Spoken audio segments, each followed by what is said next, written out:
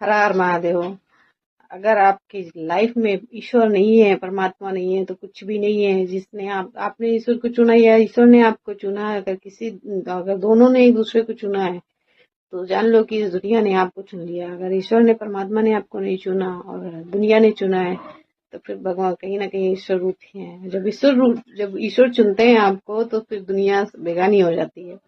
फिर वो जितने लोग होते हैं जो 10 मुंह चेहरा वाले होते हैं ना, वो सब दूर होने लगते हैं, अपने आप छटने लगते हैं। उसके बाद जब परमात्मा आपके साथ खड़े होते हैं, उसके बाद में फिर आप एकदम निखर जाते हो, बिल्कुल एकदम बदल जाते हो। आपकी चाल, आपकी ढाल, आपका बात करने का तरीका, आपका रहने का तरीका, आपका बोलने का तरीका, आपका खाना, आपका पहनावा, सब दूर से नजर आता है। क्योंकि ईश्वर आपको बिल्कुल एक भीड़ से अलग कर देते और छाट के आपको बराबर कर देते एकदम।